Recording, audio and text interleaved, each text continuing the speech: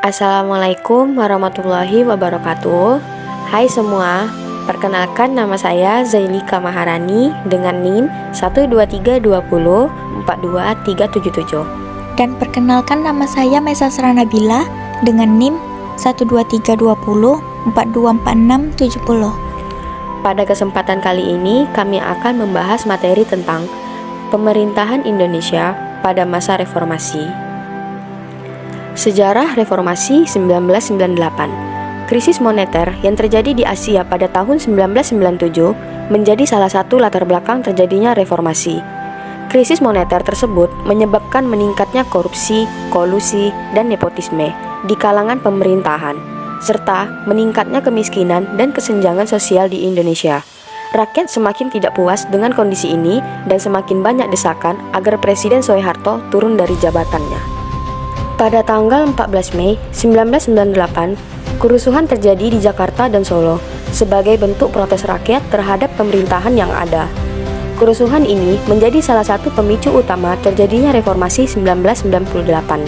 Selain itu, lengsernya Soeharto dari jabatannya sebagai presiden pada tanggal 21 Mei 1998 juga menjadi titik balik terjadinya reformasi. Soeharto mengundurkan diri setelah tekanan yang semakin besar dari masyarakat dan mahasiswa yang menuntut perubahan di negara ini.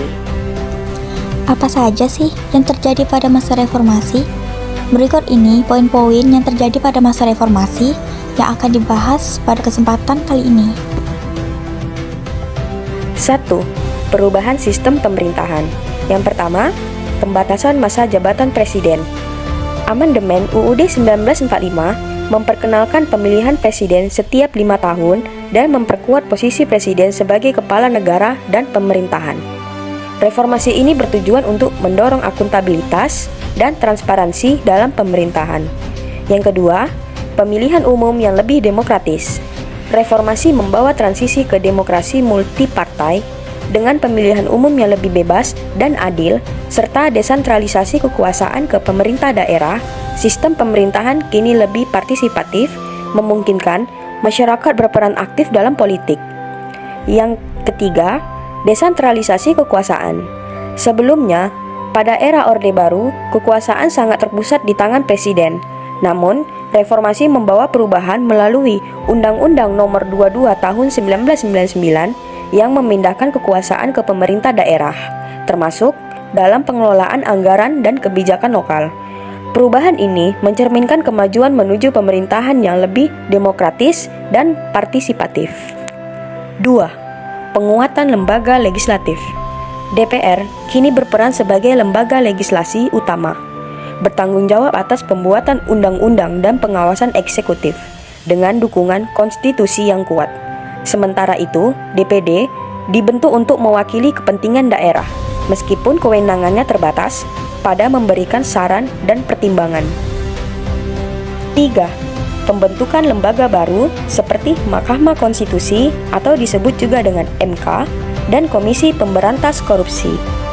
MK didirikan berdasarkan perubahan UUD 1945, khususnya pasal 24C yang disahkan pada tahun 2001 dan mulai beroperasi pada 13 Agustus 2003. Dengan tugas utama menguji konstitusionalitas undang-undang dan menyelesaikan sengketa kewenangan antar lembaga negara. Komisi Pemberantas Korupsi atau KPK. Dengan pembentukan Komisi Pemberantas Korupsi melalui Undang-Undang Nomor 30 Tahun 2002, lembaga ini mewakili kewenangan untuk menyelidiki, menuntut, dan melakukan pencegahan terhadap tindak pidana korupsi. 4. Reformasi birokrasi dan hukum. Formasi birokrasi di Indonesia pasca reformasi bertujuan untuk menciptakan pemerintahan yang lebih baik dan bersih dari korupsi, kolusi, dan nepotisme atau KKN.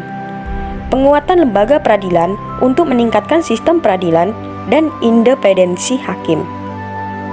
5. Kebebasan pers dan hak asasi manusia. Yang pertama, kebebasan pers. Dengan disahkannya Undang-Undang Nomor 40 Tahun 1999 tentang pers kini berfungsi sebagai kontrol sosial karena berani mengkritik pemerintah dan menyampaikan informasi tanpa intervensi pemerintah yang berlebihan. Kedua, Hak Asasi Manusia atau HAM, ditingkatkan dengan pembentukan Komnas HAM dan ratifikasi beberapa konvensi internasional terkait HAM. 6. Partisipasi publik dan masyarakat sipil. Masyarakat kini memiliki akses lebih besar untuk menyampaikan aspirasi dan berpartisipasi dalam pemilihan umum, termasuk pemilihan kepala daerah secara langsung. Partisipasi masyarakat dalam pengawasan dan pembuatan kebijakan meningkat melalui demonstrasi dan pembentukan organisasi masyarakat sipil. Terakhir, proses legislasi menjadi lebih inklusif dengan adanya konsultan publik. 7.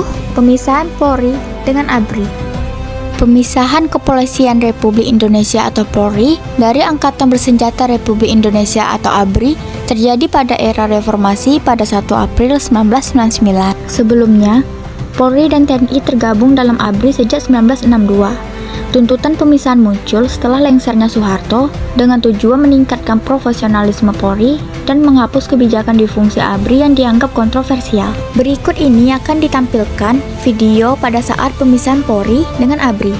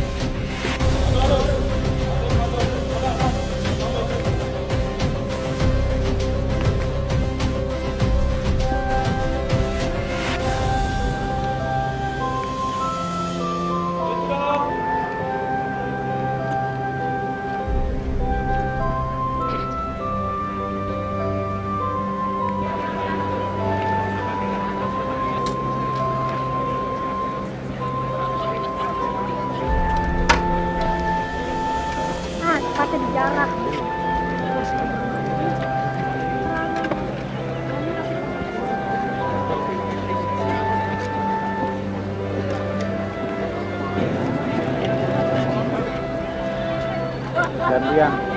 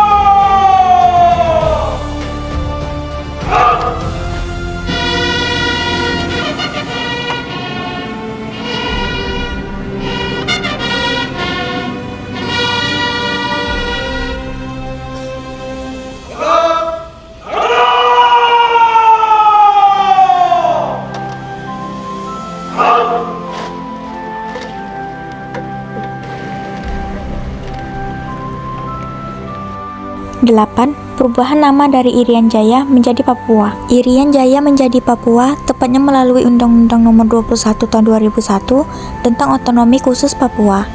Perubahan ini dianggap menjadi upaya untuk mengembalikan harkat dan budaya masyarakat Papua. Kesembilan, pembubaran Departemen Sosial dan Departemen Penerangan. Departemen Sosial dibubarkan karena lembaga tersebut dianggap sebagai sarang korupsi yang menghambat pelayanan kepada masyarakat. Sedangkan Departemen Penerangan dibubarkan pada 1999 untuk menghapus kontrol pemerintah atas media. Jadi inilah pembahasan pada masa reformasi yang bisa kami sampaikan. Semoga teman-teman menikmatinya. Dan jangan lupa like, comment, and subscribe.